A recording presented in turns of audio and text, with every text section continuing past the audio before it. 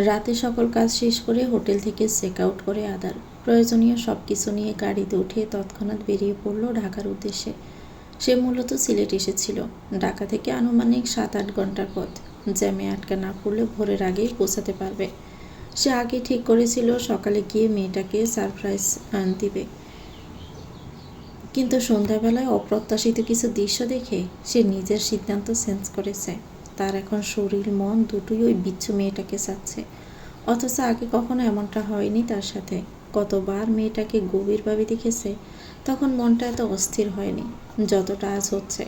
প্রেমে পড়লে বুঝি এমনই হয়, জীবনটা এলোমেলো হয়ে যায়, না চাইতেও হৃদয়টা বেইমানি করে বসে। আধা জোরে শ্বাস নিয়ে এক হাতে ফোনের লক খুলে স্ক্রিনের দিকে তাকায়, যেখানে আলোর হাস্যোজ্জ্বল ছবিটা জ্বলজ্বল করছে।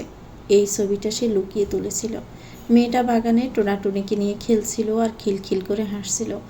আদার এক দৃষ্টিতে কিছুক্ষণ তাকিয়ে থেকে ফোনটা নিজের বুকের মাঝে চেপে ধরে অস্পষ্ট স্বরে বিড়বিড় করল, আদার খানের পুরো অস্তিত্ব জুড়ে রয়েছে তুমি। প্রতিটি নিঃশ্বাসে তোমাকে অনুভব করি। এই 4টে দিন আমার কাছে 4 বছরের সমান মনে হয়েছে। সেই খবর কি তুমি রাখো মেয়ে? তুমি কি জানো তোমার পসাসা তোমাকে ঠিক কতটা চায় আর কতটা ভালোবাসে? যদি জানতে, তাহলে আমাকে এভাবে প্রতিনিয়ত তপড়াতে না। কখনো কি ভেবেছিলাম যাকে সবচেয়ে বেশি অপছন্দ করি তাকেই একসময় পাগলের মতো ভালোবাসবো? তুমি আমার আন্তার জীবনের এক মুঠো চাঁদের আলো হয়ে এসেছিলে, আর আমি আজ সেই আলোতেই সুখ খুঁজে পাই। তোমার মতো একটা পাগল মেয়েকে কবে যে এত ভালোবেসে ফেললাম বলো তো? এটার উত্তর আমার কাছেও নেই। শুধু জানি আলোবিহীন আধার থাকতে পারবে না, কিছুতেই পারবে না। ভোর 5টার দিকে খানবাড়ির মেন গেট দিয়ে একটা প্রাইভেট কার প্রবেশ করলো। গাড়ি থেকে আদার নেমে এক হাতে লাগেজ নিয়ে ভিতরে চলছে। তার কাছে ডুপ্লিকেট চাবি থাকায় ভিতরে ঢুকতে অসুবিধা হলো না। ড্রয়িং রুম ফিরিয়ে সোজা দোতলায় উঠে যায়। ব্যস্ত হাতে কোট খুলে শার্টের বোতাম খুলতে খুলতে দরজার সামনে এসে থামে। নক করতে গিয়ে অনুভব করলো দরজা খোলা। এটা দেখে দাঁতের দাঁত পিষল। এই মেয়েটা কখনোই ভালো হবে না। সে বড় বড় পা ফেলে দরজা খুলে রুমের ভিতর প্রবেশ করতে কপাল কুঁচকে গেল। মেয়েটা কম্পটা জড়িয়ে পুতুল চেপে ধরে ঘুমাচ্ছে। এটা দেখে আদার পোষ করে তপ্ত শ্বাস ছেড়ে দরজাটা বন্ধ করে একপাশে লাগেজ রেখে দিল। তারপর কোট শার্ট সোফার মাঝে ছড়ে মারল। সেই মেয়েটাকে বলেছিল জেগে থাকতে, অথচ এখন মরার মতো ঘুমাচ্ছে। কোথায় স্বামীর জন্য শাড়ি পরে নিজেকে সুন্দর করে সাজিয়ে নতুন বউয়ের মতো বসে থাকবে তা না, মহারানী নাকে তেল দিয়ে ঘুমে ব্যস্ত। আদার এক পলক ঘুমন্ত মাসুম চেহারার দিকে তাকিয়ে থেকে আলমারি খুলে ট্রাউজার নিয়ে ওয়াশরুমে চলে যায়। লম্বা একটা হট শাওয়ার নিয়ে এসে মাথার চুলগুলো মুছে তোয়ালে রেখে বিছানায় এলো। ঘুমন্ত মেয়েটার বাহু ধরে নিজের দিকে ঘুরিয়ে নিয়ে শক্ত করে জড়িয়ে ধরল এবং পুরো চেহারায় ঠোঁট ছুঁয়ে দিয়ে বুকে মুখ গুজে দিল। এখন শান্তি শান্তি লাগছে, সাথে অশান্ত মনটাও কিছুটা শান্ত হয়েছে। পুরো রাত নির্ঘুম থাকায় মুহূর্তে লালচে চোখের পাতায় রাজ্যের ঘুম এসে হানা দেয়। আদার মেয়েটাকে ডিস্টার্ব করতে চায় না, তাই সে অর্ধাঙ্গিনীকে আলিঙ্গন করা অবস্থায় চোখ দুটো বুজে নিল এবং একসময় ঘুমের দেশে হারিয়ে গেল। আলোর ঘুম ভাঙল সকাল 7টার দিকে। একটু নড়াচড়া করতে গিয়ে অনুভব করলো তার উপর ভারী কিছু একটা রয়েছে। আধো আধো চোখে তাকাতেই বরকে গেল। লোকটা তাকে আষ্টে ফিষ্টে জড়িয়ে ধরে বেঘরে ঘুমাচ্ছে। তার মানে লোকটা সত্যি সত্যি চলে এসেছে। সে তো ভেবেছিল মানুষটা এমনি বলেছিল, কিন্তু এখন তো সশরীরে হাজির, তাও আবার তার উপরেই শুয়ে আছে। আলো হাঁসফাঁস করে উঠল। সে আবারও আজ চ্যাপ্টা হয়ে গেল। জান, ডোন্ট ডিস্টার্ব মি। স্যারের গুমু গুমু কণ্ঠস্বর শুনে আলো ফিদা হলো, তবে আপাতত শরীরের ব্যথায় কাছে সেটা আর ভাবল না।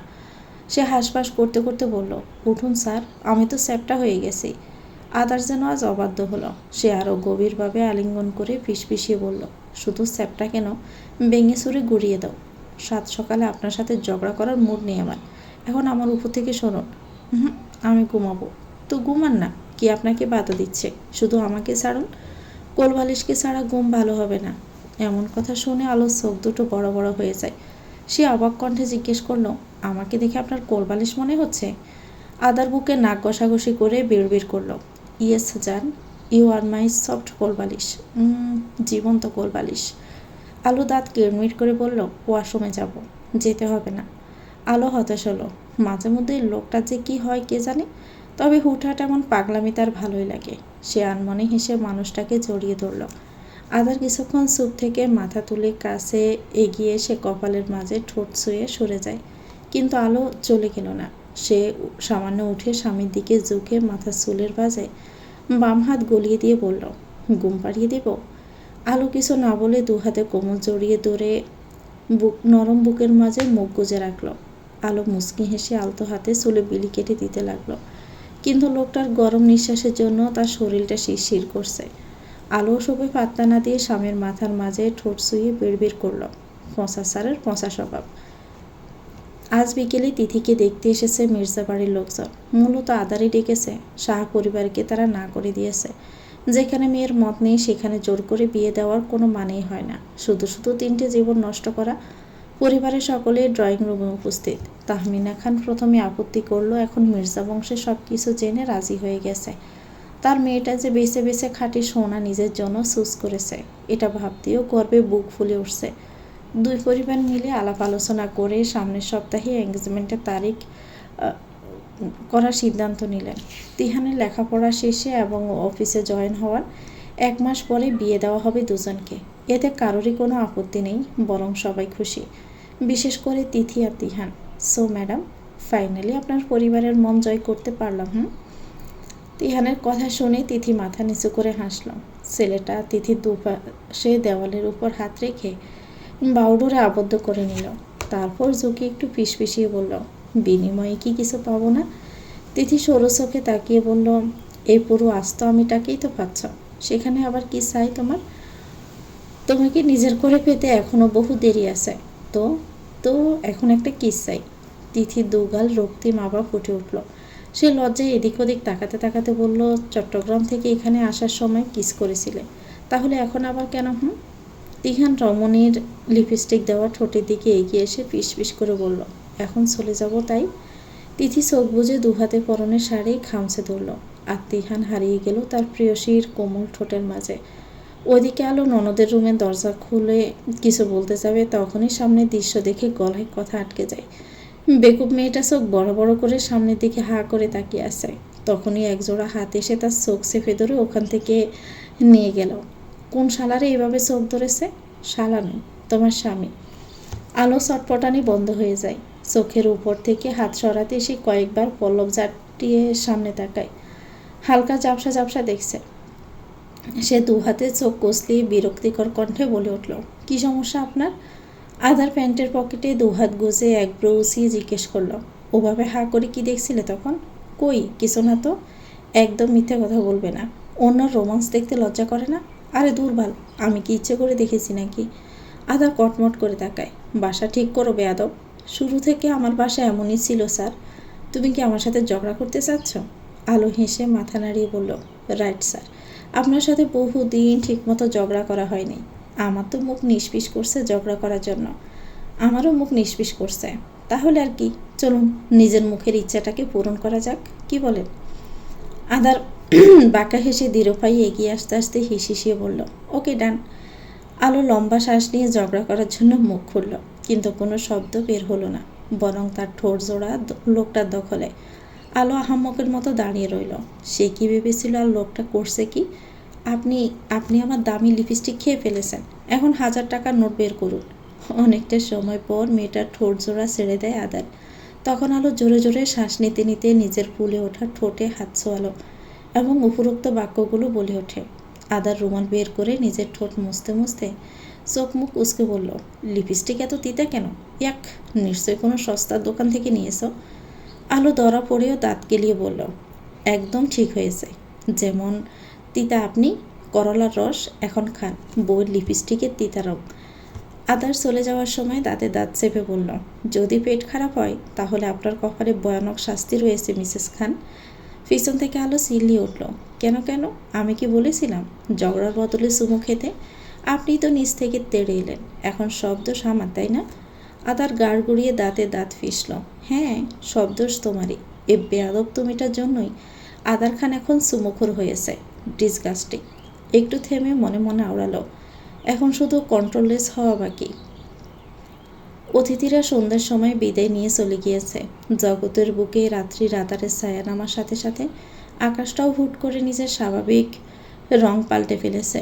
চারদিকে মেঘ জমা হয়েছে, মাঝে মধ্যে শুকনো আকাশে গুড় গুড় করছে। লোকালয়ে জানান দিচ্ছে মেঘেদের বুক ছেড়ে স্বচ্ছ জলবিন্দু পতিত হবে যে কোনো মুহূর্তে। পাখিরা ডানা চাপটিয়ে উড়ে চলছে নিজেদের নেড়ে ফেরার পথে। রাস্তার কুকুর বিলার ঠাঁই নিয়েছে কোনো ভাঙাচুরা পুরাতন বাড়ি, দোকান, ভ্যান গাড়ি নিচে কিংবা কোনো বদ্ধ ছাউনির চায়ের দোকানে। মানুষজন দোকানপাট গুছিয়ে বন্ধ করার চেষ্টা রয়েছে। কেউ কেউ নিজেদের ব্যক্তিগত কারে রওনা দিয়েছে বাড়ির উদ্দেশ্যে, আবার অনেকেই রিকশায় করে যাচ্ছে। ততক্ষণে ব্যস্ত শহরের বুকে এক ফোঁটা দু ফোঁটা করে বৃষ্টি পড়তে শুরু করেছে। চোখের পলকে আবহাওয়া বদলে যায়। বৈশাখ মাসের শেষের দিকে ঝড় বৃষ্টি বলে কথা, একটু একটু তাণ্ডব না করলে জমে। এই সময়টাতে গ্রামগঞ্জে ছেলেমেয়েরা অনেকেই আম পোড়াতে যায়। এটাকে একটা আলাদাই আনন্দ রয়েছে। চারদিকে হিমশীতল বাতাসের ঢেউ বইছে, ঘন ঘন বিদ্যুৎ চমকাচ্ছে এবং আকাশটা ক্ষিপ্ত বাঘের ন্যায় গর্জন তুলছে।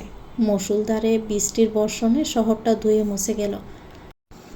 শীতল পরিবেশেও আলোর মেজাজ গরম হয়ে আছে। সে মূলত আজ আকাশের উপর অভিমান করেছে। মেঘ জমতে দেখে কত শখ করে শাড়ি পরেছিল। উদ্দেশ্য ছিল ছাদে গিয়ে প্রিয় মানুষটির সাথে বৃষ্টি বিলাস করা। এটার জন্য সে 1 ঘন্টা যাবৎ লোকটার পিছু পিছু ঘুরে কোনো মতে রাজি করিয়েছে। কোন গান গেয়ে স্বামীর সাথে ডান্স করবে সেটাও ভেবে রেখেছিল, কিন্তু শেষ পর্যায়ে এসে তার পরিকল্পনাতে দমকা হাওয়া বাজ পড়া ঢেলে দিয়েছে। আকাশের এমন ভয়ানক তাণ্ডবের মধ্যে যদি সে ছাদে গিয়ে নাচের তাণ্ডব শুরু করে, তাহলে দেখা যাবে সে বিনা টিকিটে সোজা উপরে চলে গিয়েছে। আর আজ এত সহজে আকাশের বাসিন্দা হতে চায় না সে, তাই বুকের ভাতও চাপা দিয়ে নিজের ইচ্ছাটাকে দমিয়ে রেখেছে। আজকের এই সুন্দর সাজগোজ তার সব বৃথা গেল। ঘড়ির কাঁটায় রাত এখন 11টা ছুঁই ছুঁই। খারাপ আবহাওয়ার কারণে লোডশেডিং হয়েছে। এদিকে খানবাড়িতে জেনারেটরও কাজ করছে না, হয়তো কোনো সমস্যা হয়েছে। দিন ছাড়া এখন ঠিক করাও যাবে না। আধার আর রাত তাহমিনা খান ও সোবহান খানের রুমে মোমবাতি জ্বালিয়ে দিয়েছে। তিথির রুমেও দেওয়া হয়েছে। রাত 1টা মোমবাতি নিয়ে নিজের রুমে চলে গেল। আদারও হাতে জ্বলন্ত মোমবাতি নিয়ে রুমে এলো। সে নিঃশব্দে হেঁটে এসে টি টেবিলের উপর মোমবাতিটা রাখলো। শার্টের দুটো বোতাম খুলে সোফার মাঝে শরীরটা এলিয়ে দিয়ে ঘাড় কাত করে অদূরে দাঁড়িয়ে থেকে মনোযোগ সহকারে মোমবাতি জ্বালাতে থাকা রমণীর পানে তাকায়। মেয়েটার দবদবে সাদা শরীরে তার নিয়ে আসা জর্জেটের বেবি পিঙ্ক রঙা পাতলা শাড়ি। সে কখনো সাদা কালো ছাড়া অন্য কোনো রঙের পোশাক নেয়নি, পছন্দ করতো না। তবে এই মেয়েটার জন্য নিজের পছন্দ বদলেছে। মার্কেটে গিয়ে খুঁজে খুঁজে মেয়েটার জন্য ড্রেস, শাড়ি নিয়েছে, সাথে কসমেটিক্সও। শাড়ির লম্বা আঁচল এলোমেলোভাবে কাঁধের উপর তুলে রেখেছে মেয়েটা। ফলস্বরূপ কোমর, মেধহীন ফেট অনেকটাই উন্মুক্ত, একপাশে সব চুল এনে রাখা। মেয়েটা ডান দিকে ঘাড় সামান্য কাত করে মোমবাতি জ্বালিয়ে রুমের এদিক সেদিক রাখছে। হাঁটার তালে তালে নূপুর জোড়া রিন রিন শব্দ তুলছে। মোমবাতির হলদেটে আলোয় মেয়েটাকে ভীষণ আবেদনময়ী লাগছে। রমণীর অতুলনীয় সৌন্দর্যে আধারে চোখ দুটো জ্বলসে যাচ্ছে। বারবার তার বেহাইয়া নজর রমণীর উদরে আটকে যাচ্ছে। বাহিরে জ্বর হলেও এখন তার মনের মাঝে উথাল পাথাল শুরু হয়েছে। আলো নিজের কাজ শেষ করে ড্রেসিং টেবিলের সামনে এসে কানের দুল ও 2 হাতের ছড়িগুলো খুলে রেখে দিল। খোলা চুলগুলো হাত খোপা করে আলমারি খুলতেই শুনতে পেল, চেঞ্জ করতে হবে না। আলো আলমারি বন্ধ করে একবার উছিয়ে বলল, কেউ একজন বলেছিল আমাকে শাড়িতে পেতনির মতো লাগে, তাহলে এখন মানা করা কেন হচ্ছে? অনেক দিন পেতনিকে দেখিনি তো, তাই আজ দেখতে ইচ্ছে করছে। আলো মুখ বিংসি কেটে আঁচল ঠিক করে দরজার দিকে যেতে আদার উঠে এসে পিছন থেকে খপ করে আঁচল টেনে ধরল। আলো একটু আগে ফিন খুলে রেখেছে, যার ফলে তার আঁচল খুলে গেল। সে তড়াক করে পিছন ফিরে ঝাঁঝালো কণ্ঠে বলল, এই আপনার সমস্যা কি? শুধু এটা সেটা ধরে টানাটানি করেন কেন? আদার প্রত্যুত্তরে কিছু বলে না, শুধু অপলক নয়নে তাকিয়ে আছে মেয়েটার দিকে। নজর সরিয়ে নিতে চাইলেও পারছে না। সে এত আপত্তি করছে কেন? এই মেয়েটা তো তার শুধুমাত্র ব্যক্তিগত বউ, তাহলে দেখাই যায়। অন্যদিকে আলো নিজের উপর মেয়েটার গভীর দৃষ্টি অনুভব করে পেছন ঘুরে তাকায়। আঁচল ধরে টানাটানি করার সময় আদা নিচ থেকে ছেড়ে দিল। জিজ্ঞেস করলো, কোথায় যাচ্ছিলে? আলো আঁচল ঠিক করতে করতে জবাব দিল, ঘুম ধরছে না, তাই ভাবলাম চা খেতে খেতে বৃষ্টি দেখব। তুমি রুমে থাকো, আমি বানিয়ে আনছি। কথা বলে আদা চলে গেল। ফিরল কিছুক্ষণ পর, বউয়ের হাতে চায়ের কাপ দিয়ে নিজে কফির মগ নিয়ে সোফায় বসল। আলো ধোয়া ওঠা চায়ের চুমুক দিয়ে মুচকি হেসে বলল, বৃষ্টির সময় এমন মজাদার চা পেলে মন্দ হয় না স্যার। আদার কফির মগে লম্বা চুমুক দিয়ে দৃঢ় কণ্ঠে বলল, ঠিক আছে, আজ থেকে না হয় বৃষ্টির সময় তোমাকে চা বানিয়ে খাওয়ানোর দায়িত্বটুকু আমার। আপনি খুব ভালো। আলো একগাল হেসে কথাটি বলে বারান্দায় চলে গেল। আদা সেদিকে তাকিয়ে থেকে এক নিঃশ্বাসে কফি শেষ করলো। তারপর বিড়বিড় করে বলল, আজ যদি একটু খারাপ হই তাহলে কি খুব বেশি ক্ষতি হয়ে যাবে? কোনো জবাব এলো না। আদা দু হাতে মাথার চুল খামচে ধরে বসে থাকলো। সে মেয়েটাকে আরও সময় দিবে নাকি নিজের সূক্ষ্ম চাহিদাকে পূরণ করবে ঠিক বুঝতে পারছে না। তার মনটা বড়ই চটপট করছে মেয়েটাকে একান্তেই কাছে পাওয়ার জন্য, অথচ মাথা মোটা বউটা কিছুই তার বুঝে না। শুধু শুধু সে অসহনীয় যন্ত্রণায় পড়ছে। আলো বেলকনিতে দাঁড়িয়ে থেকে বৃষ্টি দেখছে আর চা খাচ্ছে। ইচ্ছে তো করছে ভিজতে, কিন্তু বজ্রপাত ও ঝড়ঝাপটার জন্য ইচ্ছেটা গায়েব হয়ে যায়। এই খারাপ আবহাওয়াতে ভিজলে দেখা যাবে বিদ্যুতের ঝটকা খেয়ে কাইল্লা বুধ হয়ে আকাশে উড়াল দিয়েছে। তাই সে আপাতত এই ঝুঁকি নিতে নারাজ। আলো বাম হাত বাড়িয়ে বৃষ্টির স্বচ্ছ পানি ছুঁয়ে দিল। বাতাসের দাপটে পানি উড়ে এসে তার সর্বাঙ্গ ভিজিয়ে দিয়েছে। মৃদুভাবে শাড়ির আঁচল, খোলা চুল উঠছে। এক মনে বৃষ্টির ভয়ঙ্কর সুন্দর দৃশ্য উপভোগ করছিল আলো। তখনই উন্মুক্ত কাঁধে গরম নিঃশ্বাস আছড়ে পড়ল। তবে সে পিছন ফিরে তাকায় না, কারণ সে জানে এই মানুষটা কি হতে পারে। মিসেস খান। বৃষ্টি তোমার খুব প্রিয়, তাই না? খুব। আলো হেসে জবাব দিল। একটু পরে নিজের উদরের মাঝে শক্তপুক্ত পুরুষালী দুহাতের গাঢ় স্পর্শে কেঁপে উঠল তার নারী দেহ। আলো চায়ের কাপ শক্ত করে চেপে ধরল। আদার অনেকটা সময় নিয়ে অর্ধাঙ্গিনীকে জড়িয়ে ধরে খোলা চুলে মুখ ডুবিয়ে রইল। তারপর দৃঢ় কণ্ঠে আওড়ালো, আজ এই মুহূর্তে আমি যদি ভীষণ অবাধ্য হই তাহলে কি তুমি মাইন্ড করবে? আলো বুঝতে পারল না, তাই সে জিজ্ঞেস করল, মানে? আদার চোখ বুজে ঘন ঘন শ্বাস প্রশ্বাস নিয়ে ফিসফিসিয়ে বলল, আজকের রাতটা একটু স্পেশালভাবে উপভোগ করতে চাই। তা করুন না। আমি কি আপনাকে বেঁধে রেখেছি না বস্তায় পুরে রেখেছি? আজ রাতের সঙ্গী হবে আমার? আলো পিছনে ফিরে চোখ দুটো ছোট ছোট করে জিজ্ঞেস করল, আমি না হলে কি অন্য কাউকে সঙ্গী বানাবেন? ভেবে দেখতে পারি। প্রিয় মানুষটির কথা শুনে আলোর মুখটা বার হয়ে গেল। সে গম্ভীর কণ্ঠে বলার চেষ্টা করল, আপনি যদি অন্য কারোর সাথে বৃষ্টি উপভোগ করেন তাহলে আমিও বাহিরে গিয়ে অন্য কারোর সাথে ঘুরবো ফিরবো, নাচবো, আড্ডা দিব। আহাদার ঠোঁট কামড়ে হাসল। ঝুঁকে এসে কানের লতিতে ঠোঁট শুয়ে হিসিয়ে বলল, আমি আজ যা করব সব তোমার সাথেই, but I am not interested. Other কিছু একটা ভেবে আলোকে ছেড়ে দিয়ে সোজা হয়ে দাঁড়িয়ে কপালে স্লাইড করতে করতে বিড়বিড় করে বলল, ভেবেছিলাম আজ তোমাকে একটা চমৎকার সারপ্রাইজ গিফট দিব, বাট এখন আর ইচ্ছে নেই। সারপ্রাইজ গিফটের কথা শুনে আলো চোখ দুটো সিক করে উঠল। সে চায়ের কাপ দোলনায় রেখে এসে জানতে চাইল, কি গিফট? জানি না। আলো থমথমে মুখে বলল, এটা তো আগে বলবেন। আচ্ছা, আমি আপনার সঙ্গী হব। আজ পুরো রাত আপনার সাথে বৃষ্টি উপভোগ করবো। কে? আদার মনে মনে পাকা হাসল। সে এগিয়ে এসে রমণীর কোমর চেপে ধরে ফিসফিসিয়ে বলল, যা বলছো ভেবে বলছো তো?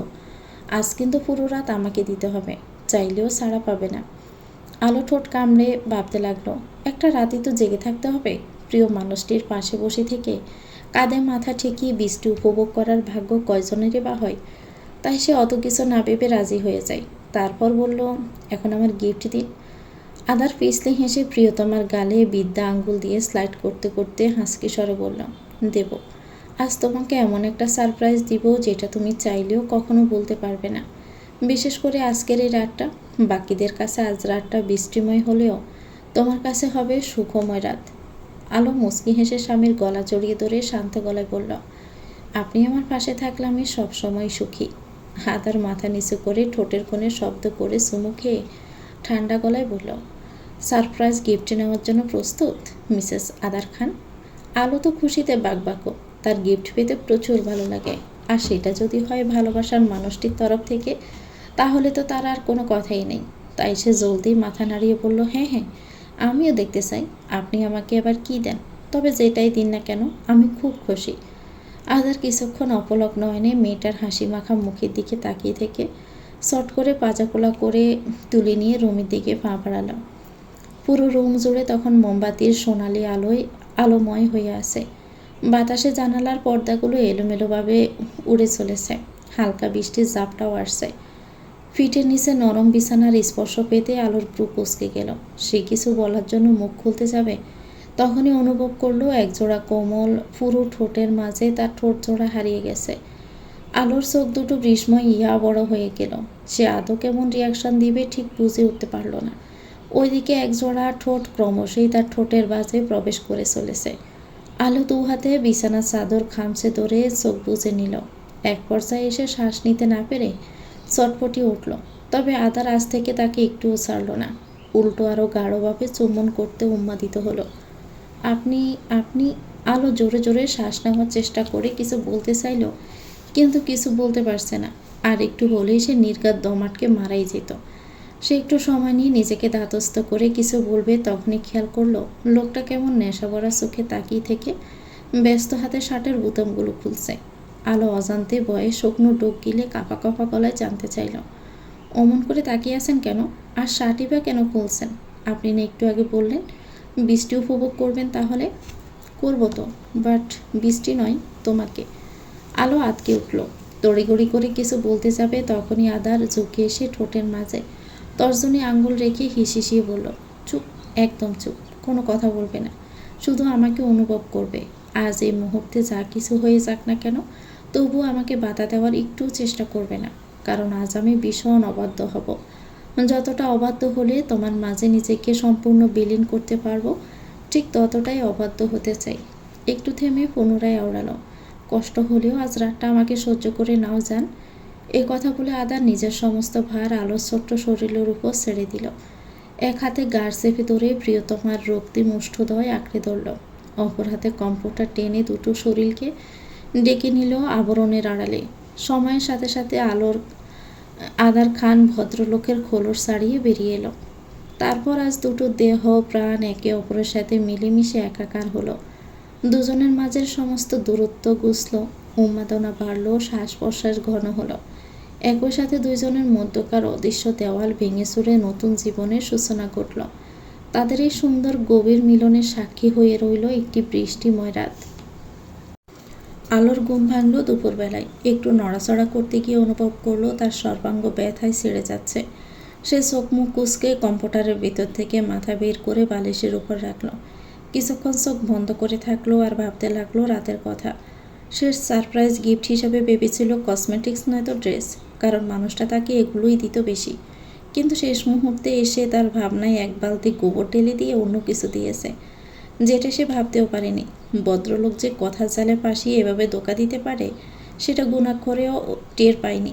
লোকটাকে দেখে মনে হবে যেন ভাজা মাছটা উল্টেও খেতে জানে না, অথচ আড়ালে ঠিকই কাঁটাসহ মাছ গিলে খেতে পারে। এসব ভেবে ডান দিকে গাড় কাত করে আদো আদো চোখে তাকায়। অসভ্য লোকটা সোফায় বসে থেকে রিল্যাক্সের ল্যাপটপে কাজ করছে। পরনে কালো প্যান্ট ও সাদা শার্ট, ভেজা চুলগুলো এলোমেলো হয়ে লেপ্টে আছে কপালে। লালচে ঠোঁট কামড়ে চশমা বেদ করে কপাল কুঁচকে তাকিয়ে আছে স্ক্রিনে, হয়তো জরুরি কিছু পড়ছে। আলো কিছুক্ষণ তাকিয়ে থেকে যখন নজর সরিয়ে নিবে, তখনই মানুষটার সাথে চোখাচোখি হয়ে যায়। সে চট করে মাথা সোজা করল। আজ লোকটার দিকে তাকাতেও কেন জানি ভীষণ লজ্জা করছে। আর ইউ ওকে মিসেস খান? আলো প্রত্যুত্তরে জবাব না দিয়ে উঠে বসল। মাথা নিচু করে দু হাতে পরনের শার্টের খোলা দুটো বোতাম লাগালো। তারপর এলোমেলো চুলগুলো হাত খোপা করে নিল। শরীর থেকে কম্পিউটার সরিয়ে বিছানা থেকে নামতে গেলে আদার উঠে এসে দৃঢ়কণ্ঠে বলল, আমি সাহায্য করব? আলো দাঁত কিড়মির করে বলল, আমার পা ভেঙে যায়নি। আদা দুহাত প্যান্টের পকেটে গুজে কাঁধ নাচিয়ে বলল, অ্যাজ ইউ উইশ। আলো কিছু না বলে বিছানা থেকে নেমে সামনে পা বাড়াতে টের পেল তার পা দুটো অবশ হয়ে আছে। তবুও সে বাহিরে নিজেকে শক্ত রাখার চেষ্টা করলো, কিন্তু বেশিক্ষণ অভিনয় করতে পারল না। কয়েক কদম হাঁটার পরে দফাস করে ফ্লোরের মাঝে আছড়ে পড়ল। মেয়েটার নাজেহাল অবস্থা দেখে আদা ঠোঁট কামড়ে হেসে সামনে হাঁটে করে বসল এবং গমগমে গলায় বলল, সো ম্যাডাম, আপনার পা জোড়া অক্ষত থাকা সত্ত্বেও কেন হাঁটতে পারছেন না? এ কথা শুনে আলোর ইচ্ছে করলো মানুষটার মাথার সব চুল টেনে ছিঁড়ে ফেলতে। হুইল চেয়ার লাগবে? তাহলে আমি নিয়ে আসার ব্যবস্থা করছি, কি বলেন? আলো রাগান্বিত চোখে তাকিয়ে বাম হাতের তর্জনী তাক করে ঝাঁঝালো কণ্ঠে বলল, আমি দুর্বল নই, আই রিপিট, দুর্বল নই। আদা তর্জনী আঙ্গুল ধরে চোখে চোখ রেখে পিষপিষিয়ে বলল, রাইট যান, আফটার অল যতটুকু আশা করেছিলাম তার চেয়ে দ্বিগুণ পেয়েছি। I am so impressed. কথাগুলোর মাঝে মানে বুঝতে কয়েক মিনিট সময় লাগে আলোর, কিন্তু যখন বুঝতে পারল তখন বিছানা হাতড়ে বালিশ নিয়ে লোকটার মুখে ছুঁড়ে মেরে চেঁচিয়ে উঠল, চুপ করুন অসভ্য লোক। আদার বালিশ ধরে নিঃশব্দে হেসে উঠে দাঁড়ায়। আলো সাপের মতো ফুসফুস করতে করতে স্বামীর দিকে তাকায়। ফাঁসান লোকটা সারা রাত তাকে জ্বালিয়ে এখন দিব্যি দাঁত বের করে হাসছে, অথচ সে শরীরের ব্যথায় মরছে। আলো কোনো মধ্যেও উঠে দাঁড়ায়। আদার মনে মনে ভাবল, মেয়েটা হয়তো এখন ওয়াশরুমে যাবে, কিন্তু তাকে ভুল প্রমাণিত করে দিয়ে আলো বিছানার মাঝে শুয়ে পড়ল। মেয়েটার কাণ্ড দেখে আদার মাথা নিচু করে হাসল। পরক্ষণে কাছে এসে এক ঝটকায় কোলে তুলে নিল। শুরুতে তার আমি না করলেও পারতে। আলো দুহাতে স্বামীর গলা জড়িয়ে ধরে গম্ভীর কণ্ঠে বলল, আপনিও শুরুতে নাটক না করে বউয়ের সেবা করলেই পারতেন। আদার মাথা নিচু করে মেয়েটার কেটে যাওয়া ঠোঁটের কোণে শক্ত চুমু খেল। তারপর ওয়াশরুমের দিকে যেতে যেতে শান্ত গলায় বলল, অর্ধাঙ্গিনী সেবা করতেই আদার খান সারা জীবন প্রস্তুত। আলো কিছু না বলে বুকের মাঝে লেপ্টে থাকলো। আদার খুব যত্নের সাথে প্রিয়তমাকে গোসল করিয়ে দিয়ে রুমে নিয়ে এলো। ড্রেসিং টেবিলের আয়নার সামনে বসিয়ে রেখে চুলগুলো মুছে দিল। আলো মুখ তুলে ভুলেও আয়নার দিকে তাকায় না, অথচ সে অনুভব করতে পারছে একজোড়া তীক্ষ্ণ চোখ তাকেই দেখতে ব্যস্ত। আদার নিজের কাজ শেষ করে আলোকে বিছানায় আদার শোয়া করে বসিয়ে দিল। তারপর নিজের শরীর থেকে আধভেজা শার্ট খুলে ফেলল। এই ফাজে মেয়েটা তাকেও ভিজিয়ে দিয়েছে। আলো আর চোখের স্বামীর নগ্ন পিঠের দিকে তাকায়। সেথায় অসংখ্য নখের আসর, খামচি স্পষ্ট। কাদও রক্ষে পায়নি, সেখানেও সোপ সোপ কামড়ের চিহ্ন। এজন্যই বুঝি টি শার্টের বদলে শার্ট পরেছে। আলো নজর সরিয়ে নিজের গলা ও কাঁধের দিকে তাকায়। অসভ্য লোকটা তাকেও ইচ্ছে মতো কামড়েছে, তাহলে সে কিভাবে ছেড়ে দিত? তার কল্পনা জল্পনার মধ্যেই আদা চেঞ্জ করে রুম থেকে বেরিয়ে গেল এবং ফিরে এলো খাবারের প্লেট নিয়ে। অর্ধাঙ্গিনীর সামনে বসে নিজ হাতে ভাত মাখিয়ে খাইয়ে দিতে লাগলো। সেও একই প্লেট থেকে খেলো। যান। আলো ওষুধ খেয়ে বিছানায় হেডবোর্ডে মাথা ঠেকিয়ে চোখ বুজেছিল। সে সময় গলার ভাঁজে নরম ঠোঁটের স্পর্শ পেয়ে কেঁপে উঠল। আদার সকল ক্ষতস্থানে গভীরভাবে ঠোঁট ছুঁয়ে দিল। তারপর আবারও আদরে কণ্ঠে ডেকে উঠল, শ্যামা পাখি।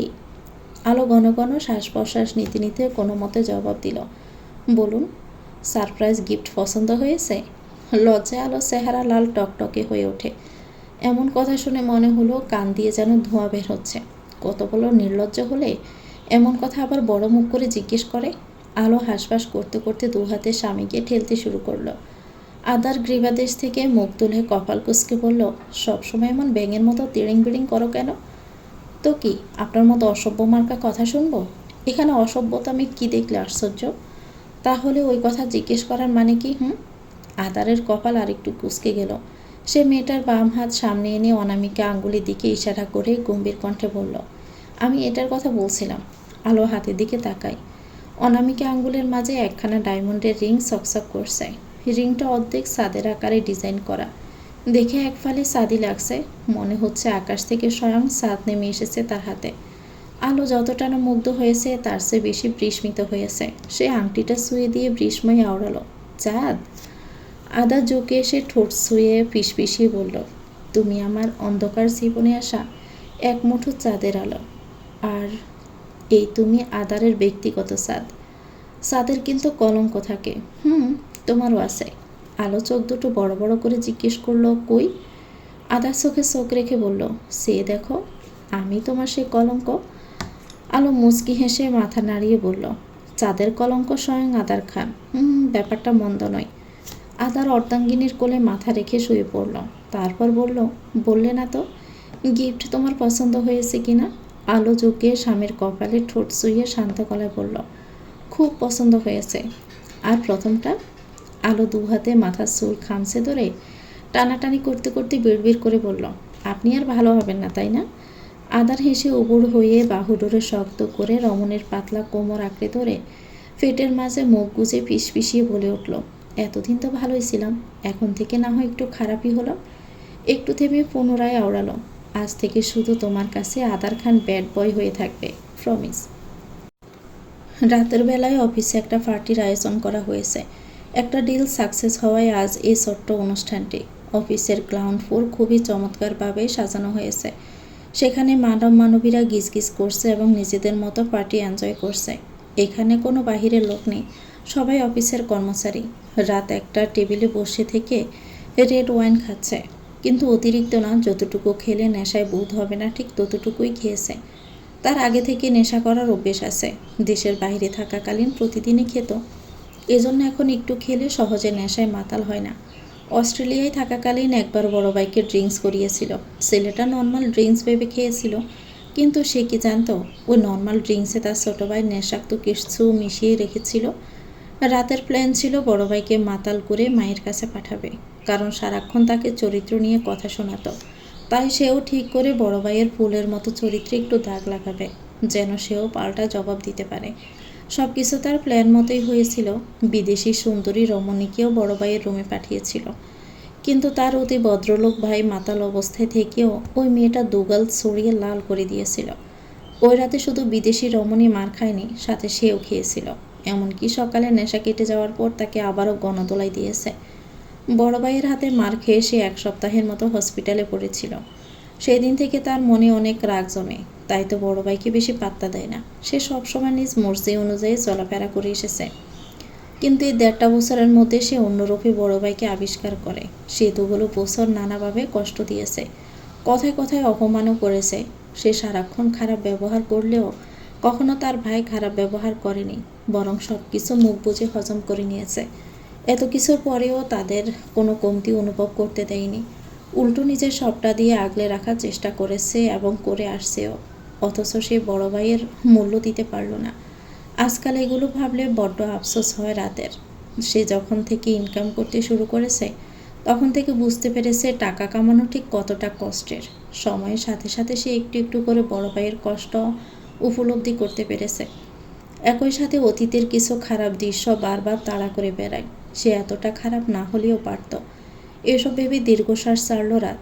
অতীতের করা কাজগুলো তো আর মুছে ফেলতে পারবে না, তবে সে বর্তমানে নিজেকে শুধরে নেওয়ার চেষ্টা করছে। এই যে এখন সেও প্রতি মাসে বাড়িতে টাকা দেয়, আর বাদবাকি নিজের হাত খরচ হিসাবে রাখে। সে আগের মতো আর অতিরিক্ত খরচ করে না, এখন সব কিছু ভেবে চিনতে মেপে মেপে খরচ করে।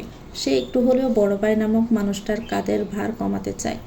ছেলেটা তো অনেক করেছে তাদের জন্য, এখন থেকে না হয় সে সব দায়িত্ব নেবে। হাই হ্যান্ডসাম, একটা চেয়ার টেনে নিয়ে একজন রমণী এসে রাতের পাশে বসলো। এটা দেখে ছেলেটার কপাল কুঁচকে গেল, তবে পাত্তা না দিয়ে গ্লাসে চুমুক দিতে দিতে বলল, বাই। রমণী হাসল, তারপর বলল, আমি তোমার ব্যাপারে জানি রাত। What do you mean? I mean you are a playboy. হোসেনা মেয়েটার মুখে এমন কথা শুনেও রাত শান্ত। সে ওয়াইন শেষ করে দৃঢ়কণ্ঠে বলল, তাহলে আপনি আমার সামনে কেন? আপনি কি জানেন না খারাপ ছেলেদের থেকে দূরে থাকতে হয়? খারাপ ছেলে যদি এত হট হয় তাহলে কাছে আসাই যায়। কি বলতে চাচ্ছেন সোজাসুজি বলুন। তোমাকে আমার চাই। মেয়েটার অঙ্গভঙ্গি ও হাবভাব দেখে রাত আগে বুঝতে পেরেছিল এমন কিছুই বলবে। হাজার হোক সে এসবে অনেকটাই পরিচিত। অনেকটা দেরি করে ফেলেছেন মিস, আমি আর এসবে নেই। যুবকের কথা শুনে মেয়েটা অসন্তুষ্ট হলো। সেই শুরু থেকে ছেলেটাকে দেখে আসছে, এমনকি নিজের কাজের বাহানা দিয়েও হুটহাট করে কাছে যাওয়ার চেষ্টা করত, কিন্তু ছেলেটা কথা বলা তো দূরে থাক, সামান্য তাকায় না পর্যন্ত। তখনই বুঝতে পেরেছিল হয়তো নিজেকে ভালো করার চেষ্টা করছে। তবুও সে আজ এসেছে, আর এতদিন যেটা সন্দেহ করেছে এখন সেটাই সত্য হলো। ঠিক আছে, চলো বিয়ে করে নিই। মেয়েটার এমন কথা শুনে রাতের মুখ থেকে সব মদটুকু টেবিলের উপর ছিটকে পড়ল। সে টিস্যু দিয়ে মুখ মুছে অদ্ভুত চোখে তাকায়, তারপর দাঁতে দাঁত পিষে বলল, আমার পেট কাঁপানোর বদলে যদি নরম গালে গরম থাপ্পড় পড়ে তাহলে ব্যাপারটা কেমন হবে? খুবই জঘন্য। ফাঁস থেকে খুব চেনা মেয়েলি কণ্ঠস্বর শুনে রাত গাড় গড়িয়ে তাকায়।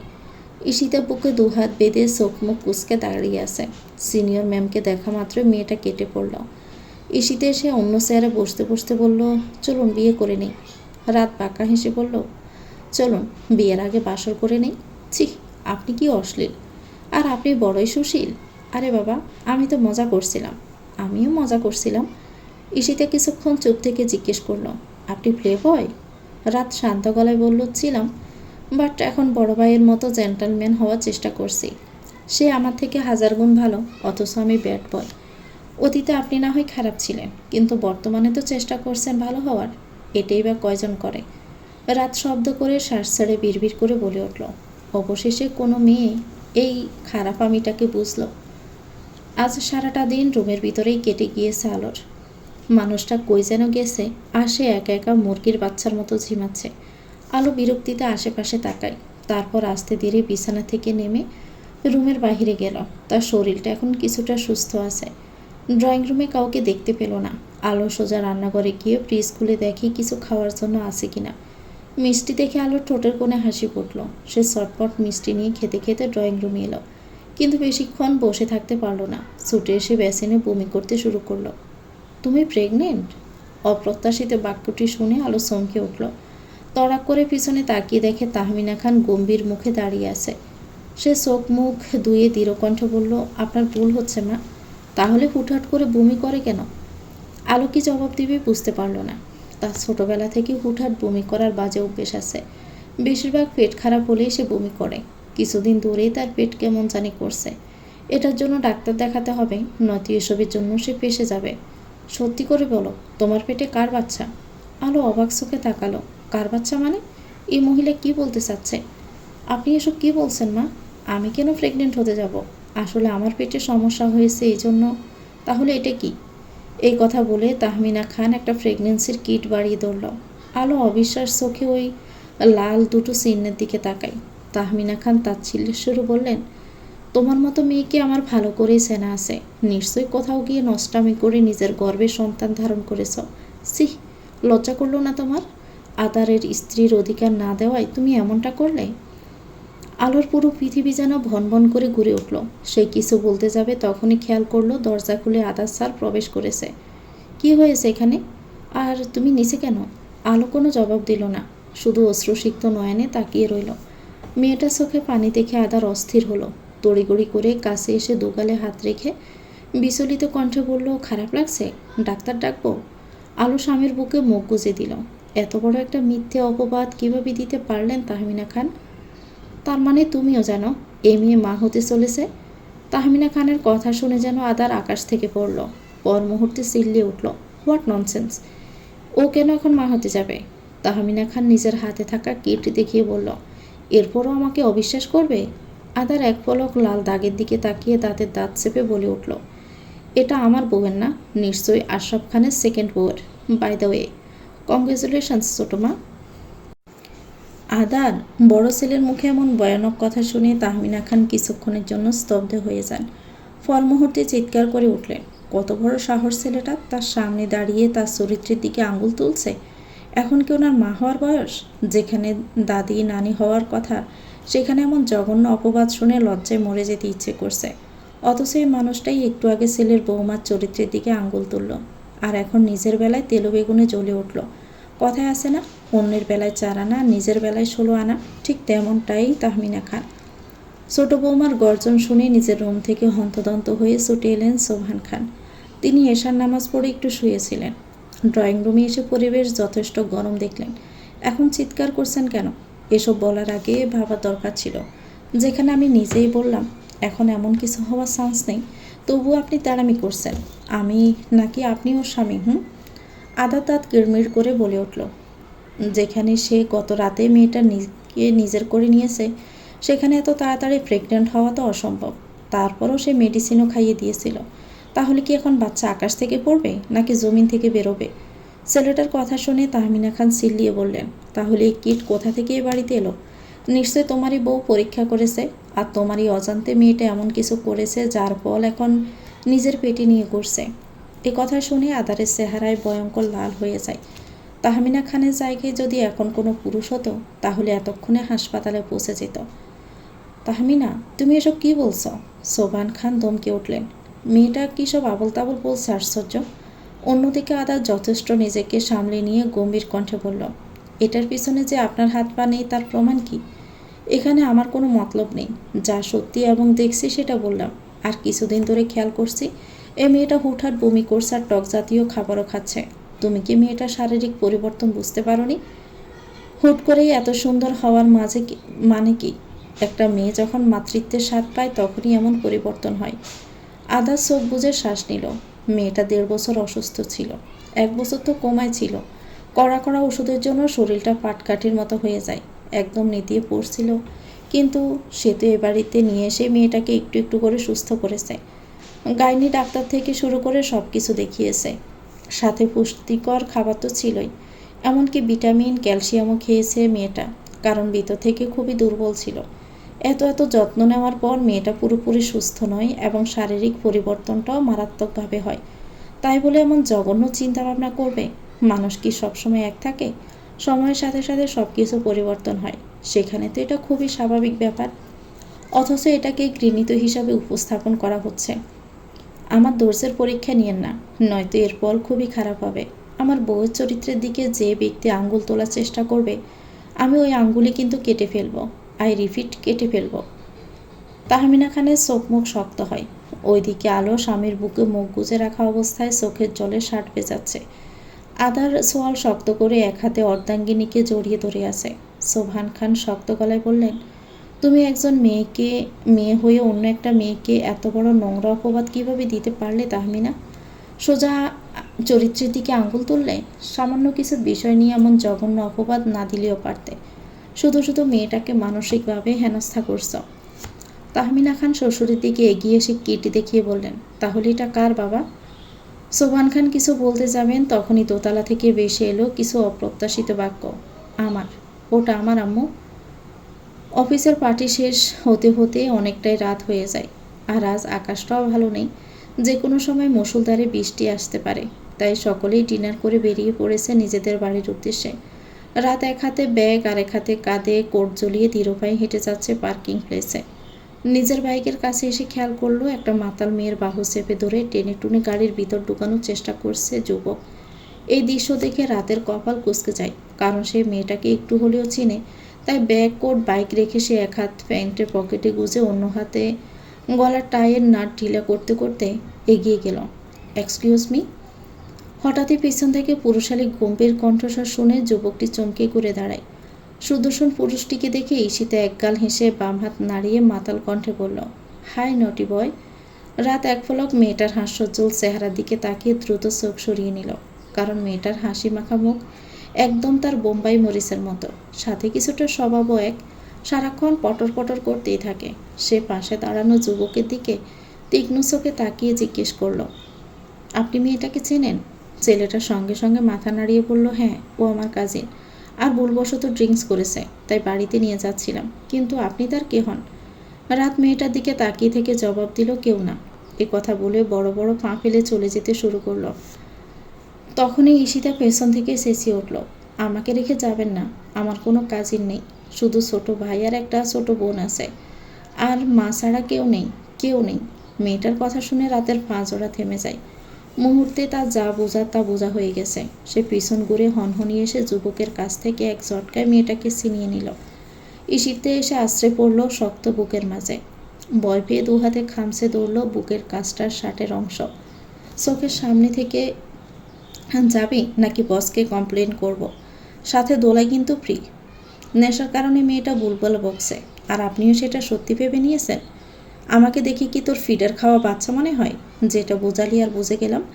নেশা করার পরে পেটের ভিতরে সব সত্য বেরিয়ে আসে। আর তুই বলছিস কিনা মেয়েটা মিথ্যে বলছে? এর ড্রিঙ্কস করার জন্যই আমি আমার ভাইয়াকে সব সত্য কথা বলে দিতাম, তারপর কেলানি খেতাম। আর শালা তুই উল্টো আমাকে এসে টুপি পরানোর চেষ্টা করছিস। দেখুন, আপনি কিন্তু ঝামেলা করছেন। আমি বসকে বলে দিব আপনি ঈশিতাকে জোর করে নিয়ে যাচ্ছেন। রাত হেসে ছেলেটার সামনে ঈশিতার শাড়ির আঁচল বেদ করে কোমর চেপে ধরে আরও ঘনিষ্ঠ করে নিল। তারপর হিসিয়ে বলল, শুধু জোর করে নিয়ে যাওয়া কেন? তোর বসকে গিয়ে এটাও বল আমি ওকে শুয়েছি। ছেলেটা কিছুটা দমে গেলেও জোর গলায় বলল, ও যে আপনার কাছে সেফ সেটার গ্যারান্টি? রাত ব্রুসুলকিয়ে জবাব দিল, তোর থেকে 1000 গুণ আমার কাছে সেফ থাকবে, বিকজ এ রাত কখনো কোনো মেয়ের সুযোগ নেয়নি, আর না কাউকে জোর করেছে। এটা ঠিক যে রাত কখনোই কোনো মেয়ের সাথে জোর জবরদস্তি করেনি, আর না নিজ থেকে কোনো অফার দেয়। বিদেশে থাকার পরে খারাপ হয়ে গেছিল, তাও বন্ধুদের পাল্লায় পড়ে। সে একসময় ড্রাগও নিয়েছে, তারপর থেকে এসবের মধ্যে থেকে বেরিয়ে আসতে পারেনি। যেখানে রমণীরাই তাকে কাছে টেনে নিয়েছে, সেখানে সেও বাধা দেয়নি। তবে দেশে এসব খুব বেশি চলে না, আর ধীরে ধীরে তার নারীর বাজে নেশাটাও কমে গেছে। বোম্বাই মরিচকে দেখার পর তো সে আর কোনো মেয়ের কাছেই যায়নি। একটু হলেও মেয়েটাকে চেয়েছিল, তবে সেটা নিজের বউ হিসাবে। কিন্তু দিন শেষে মেয়েটা তার ভাবি হিসাবেই বের হলো। রাত আড়ালে দীর্ঘশ্বাস ছাড়ল। সে সত্যি মন থেকে চেয়েছিল বোম্বাই মরিচকে, কিন্তু বড় ভাইয়ের জন্য নিজের লিমিট ক্রস করেনি।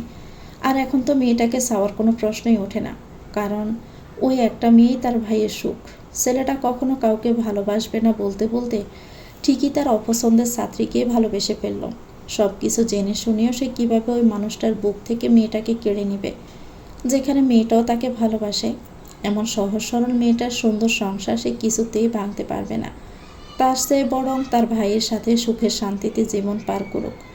মাঝে মধ্যে সে বড় ভাইকে একটু জ্বালাবেই, এসব ভেবে আনমনেই রাত হাসল। ছেলেটাকে এখনও দাঁড়িয়ে থাকতে দেখে সোয়াল শক্ত করে বলল, একটা মেয়ের পাল্লায় পড়ে কিন্তু শুধু শুধু নিজের ক্যারিয়ার হারাবে, সাথে বিনা পরিশ্রমে হাসপাতালের বেডে শুয়ে থাকবে। ছেলেটা আর কোনো কথা বাড়ালো না। রাগে গজগজ করতে করতে চুপচাপ কার নিয়ে চলে গেল। রাত মেয়েটাকে নিজের থেকে দূরে সরিয়ে দিল। আর তখনই ঈশিতা গটিয়ে ফেলল এক অঘটন। পার্কিং প্লেসের পিনপতন নীরবতা ভাঙল থাপ্পড়ের শব্দে। রাত নিজের বাম গালে হাত রেখে অবিশ্বাস্য চোখে মেয়েটার দিকে তাকিয়ে আছে। সে মেয়েটাকে রক্ষা করলো, আর এই মেয়েটাই কিনা তাকে চড় মারল। তাহলে এটাই কি ভালো কাজের প্রতিদান? ইউ লম্পট! ঈশিতা টালমাটালের মতো হেলতে দুলতে বাক্যটি বলল। রাত দাঁত কিড়মিড় করে জানতে চাইল, আমি কি করেছি? প্রতিউত্তরে মেয়েটা নিজের শাড়ির আসল বেদ কাঁধে তুলে কোমরের দিকে ইশারা করে চাচালো কণ্ঠে বলল, এখানে শুয়েছেন কেন আপনি? রাত নিজের কপাল চেপে তুলল। সে তো ওই ছেলেটার জন্য কোমর শুয়েছিল, আর এর বিনিময়ে যে নরম হাতে গরম থাপ্পড় খেতে হবে সেটা বুঝতে পারিনি। সে চোখ মুখ মুছে ধীর কণ্ঠে বলল, সরি ম্যাম, ভুল হয়ে গেছে, ক্ষমা করে দিন। এই কথা বলে রাত চলে যেতে লাগলো। ঈশিতা সোমকে তড়িঘড়ি করে পিছু পিছু ছুটে আসার সময় ভুলবশত জুতার নিচে শাড়ির কুচি পড়ায় মুহূর্তে শাড়ি খুলে গেল। মেয়েটার আর্তনাদ শুনে রাত ঘুরে দাঁড়ায় এবং সঙ্গে সঙ্গে নিজের জায়গায় জমে গেল। ওইভাবে তাকিয়ে না থেকে আমাকে এসে সাহায্য করুন। রাত অন্যদিকে দৃষ্টি নিক্ষেপ করে বলল, নিজে খুলেছেন, এখন নিজেই ঠিক করুন, নয়তো আবারও আমাকে লম্পট উপাধি দিবেন। ঈশিতা আবার বিপাকে পড়ে গেল। তার শরীর টলছে আর মাথাটা ভনভন করে ঘুরছে। ঠিকমতো দাঁড়িয়েও থাকতে পারছে না। হয়তো নেশাটা ধীরে ধীরে বাড়ছে, তবুও সে কোনো মতে শাড়িটা শরীরে পেঁচিয়ে নিল। মেয়েটার কাণ্ড দেখে বেশ বিরক্ত হয় রাত। এমন করে সাপের মতো পেঁচিয়ে রাখলে হাঁটবে কিভাবে? আজ যে কোনো সময় খুলেও যেতে পারে। অগত্যা সে নিজেই গিয়ে মেয়েটাকে সুন্দর করে শাড়ি পরিয়ে দিল। নাও পারফেক্ট। নিজের কাজ শেষ করে উঠে দাঁড়ায় রাত। ঈশিতা নিজেকে দেখতে দেখতে মাতাল কণ্ঠে বলল, আপনি তো সব কিছুই পারেন। I know. এখন অহেতুক আমার মাথা না খেয়ে চলুন, আপনাকে বাড়ি পৌঁছে দিই। ঈশিতা ঠিক মতো হাঁটতে পারছে না। রাত বিরক্তিতে মেয়েটার মাথা চেপে ধরে নিজের সাথে নিয়ে যায়। কোনো মতে ইস্যুকে বাইকের পেছনে বসিয়ে রেখে সেও উঠে পড়ল। গায়ের কোট দিয়ে মাতাল মেয়েটাকে নিজের সাথে বেঁধে রাখলো, যেন ভুলবশত পড়ে না যায়। তারপর হেলমেট পরে বাইক স্টার্ট দিয়ে ছুটে যেতেই মেয়েটোর পিঠের উপর সব বাস ছেড়ে দিয়ে দুহাতে কোমর সহ মেদহীন পেট খামছে ধরে কাঁধে মুখ গুজে রাখল। রাতের এখন ইচ্ছে করলো তাকে শোয়ার জন্য মেয়েটার মতোই থাপ্পড় মারত, কিন্তু তেমনটা আর করলো না, কারণ মেয়েটা নিজের হুঁশে নেই। শহরের বুকে ঝিরি ঝিরি বৃষ্টি পড়তে শুরু করছে। ব্যস্ত রাস্তার বুক ছিঁড়ে যানবাহন ছুটে চলছে নিজেদের গন্তব্যে। অদূর থেকে বিমান যাওয়ার শব্দ ভেসে আসছে। হালকা শীতল বাতাসে এক রমণীর শাড়ির আঁচল বেখেয়ালি উঠছে। খোলা মেঘালয় আকাশের নিচে ঝুম বৃষ্টির মধ্যে নিজের গতিতে ছুটে চলছে একখানা বাইক। স্বচ্ছ জলবিন্দুগুলো যুবক যুবতীকে অনায়াসে ছুঁয়ে দিচ্ছে এবং সর্বাঙ্গে ভিজিয়ে দিচ্ছে। মাঝে মধ্যে রমণীর পাতলা শরীর শীতে কেঁপে কেঁপে উঠছে। বৃষ্টির মাঝে একটু উষ্ণতার খোঁজে সামনে বসা ব্যক্তিকে আরও দৃঢ়ভাবে জড়িয়ে ধরল। অথচ যুবকের মধ্যে কোনো হেলদোল নেই। সে তো মনোযোগ সহকারে বাইক রাইডিং করতে ব্যস্ত। হঠাৎ নেশা করার কারণ? যুবকের কথা শুনে ঈশিতা ঝিমাতে ঝিমাতে বলল, আমি আপনার মতো নেশাখোর নই। সেটা তো দেখতেই পাচ্ছি। আপনি কতটা ভদ্র। হেই রাতের বাচ্চা, মেরে কিন্তু দাঁত ভেঙে দিব। এ কথা শুনে রাত জোরে ব্রেক মারল। গাড়ির পিছনে বাকিয়ে অবাক কণ্ঠে জিজ্ঞেস করলো, কি বললেন? ঈশিতা ছোট বাচ্চাদের মতো বেজা ঠোঁট গোল করে বললাম চুমু দিব। রাত কপাল কুঁচকে বের করলো, আপনি তো দেখছি বেচারা গিরগিটিকেও হার মানিয়ে দিবেন। আপনার ওই বেচারা গিরগিটিকে কেটে কুটে স্যুপ বানিয়ে আপনাকে খাওয়াবো। ইয়াক থু! পেট চোখ মুখ কুঁচকে সোজা হয়ে বসলো। এই মাতাল মেয়েটার মাতলামি দেখতে দেখতে সে অতিষ্ঠ হয়ে গেল। ইচ্ছে তো করছে রাস্তায় ফেলে যেতে, কিন্তু এত রাতে একটা মেয়েকে এভাবে রেখে যাওয়াটাও সেফ না। তার উপর সে ভালো মানুষ হতে চাচ্ছে, সেখানে এমন জঘন্য কাজ করার কোনো মানেই হয় না। মেয়েটা আবার নিজের হুঁশিয়া নেই, অগত্যা এই মাতালের অত্যাচার এখন সহ্য করতে হবে।